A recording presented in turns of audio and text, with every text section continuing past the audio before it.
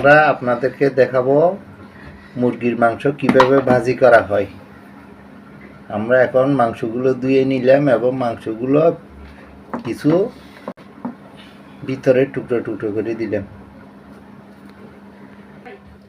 এখন আদা বাটা দিয়ে দিলাম,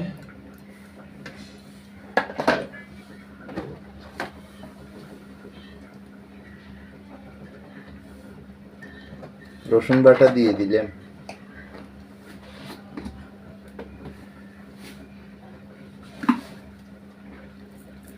স্বাদ মতো লবণ দিয়ে দিলাম,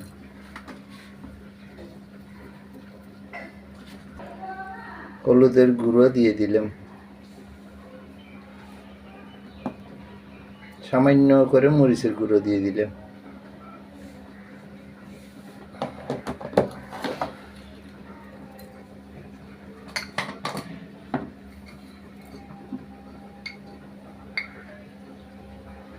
জিরা ধনিয়ার গুঁড়ো দিয়ে দিলাম,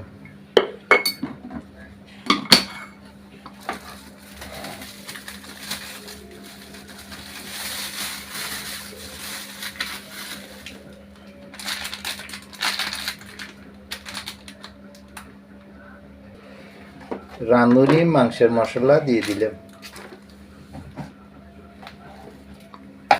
কর্নফ্লাওয়ার দিয়ে দিলাম, অল্প পরিমাণে কর্নফ্লাওয়ার দিয়ে দিলাম। এগুলো এখন আমরা মেখে নেব, কিছুক্ষণ মেখে রাখতে হবে, 10 থেকে 15 মিনিট মেখে রাখতে হবে।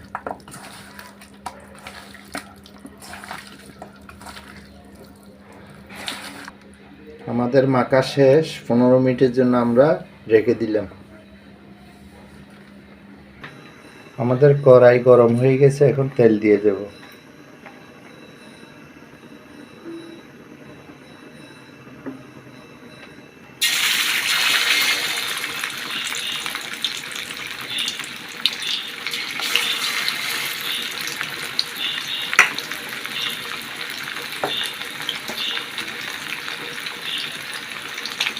আমাদের মাংসগুলো দিয়ে দিলে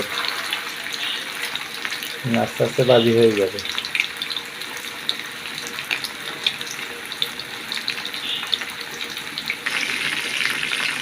মাংসগুলো একটু কালার চলে আসতেছে, একটু ভাজা ভাজা হইতেছে, সাথে থাকবে।